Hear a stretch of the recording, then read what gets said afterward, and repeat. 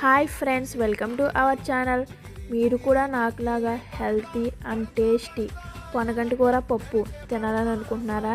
అయితే ఒకసారి మన ఛానల్లో లాంగ్ వీడియో ఉంది, ప్లీజ్ వెళ్ళి చెక్ చేయండి. పొనగంటి కూర పప్పు చాలా హెల్తీ అండి. Thank you for watching.